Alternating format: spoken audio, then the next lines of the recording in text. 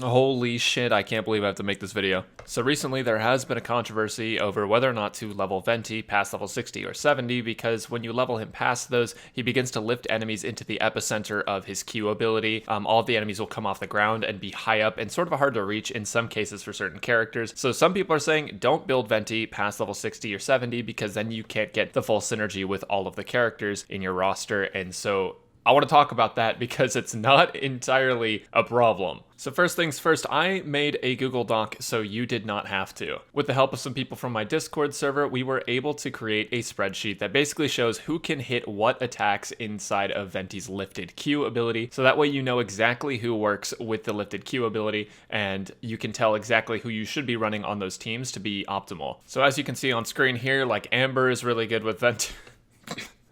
Sorry, Amber is good with Venti. Official's good with Venti. Diana's good with Venti. Klee, Lisa, Mona, Ningguang, Sucrose, and then of course Venti himself. Obviously, he's going to be good with Venti because he can hit all of his skills. But all of the casters and all the bow users are really great with him. And then you'll notice that some elemental bursts and skills for melee characters will hit too, and those are the ones you want to pay attention to. Like Diluc's Q is really strong. His elemental skill will also reach the Venti pole. There's also this strange synergy with Zhongli where if you throw down a pillar right next to Venti's Q, it'll actually lower the enemies that are floating in the queue. But essentially, here's this document. The link is in the description and you can see it on screen. These are all the abilities and things that will hit inside of Venti's Q if all of the enemies are lifted to the middle. So why is this important? It is important to know because it shows that there are characters with plenty of synergy with Venti when you level him up to max. Even if he lifts all of the enemies, there are so many characters that can still get maximum efficiency out of it while comboing with Venti. It does lock some carries out of doing melee attacks on enemies, so I understand the argument for wanting to keep him below 60 or 70, but I still think that it's not really worth it because something that's important to note is that Venti can actually do damage. That's right, everybody, our favorite bard is really fucking strong outside of just his CC ability. So look, I get it, all of your favorite content creators said don't build Venti, it's a trap, but that's not entirely true. You've been fucking lied to.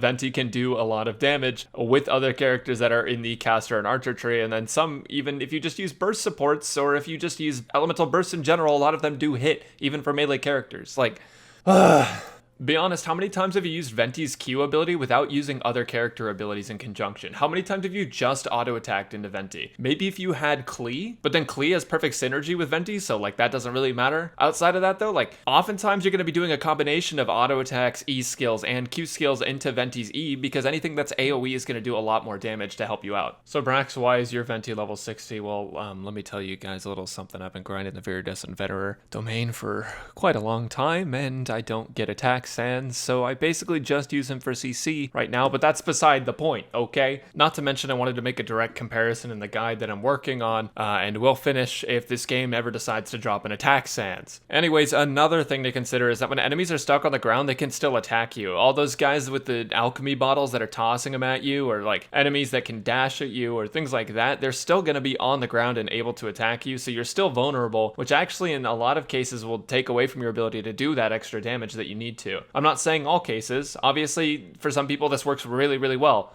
but it can happen. TLDR, Venti does damage. His E skill has crazy scaling. His Q skill can do tons of animo ticks over time while swirling everything. If you're using something like just melee characters, or like for some reason none of the characters on your team are able to hit any abilities with Venti Q, then fine. I get it.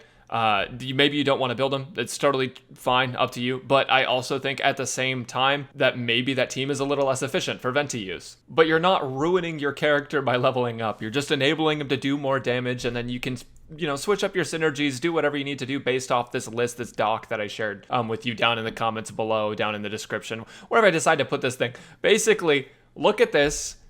See what kind of attacks hit inside of Venti's Q, and if you don't use any characters with any attacks that hit in his Q, fine, don't level him up. But you're wasting a lot of damage potential by not leveling your Venti up. Anyways, full guide coming soon. Yeah, see you guys.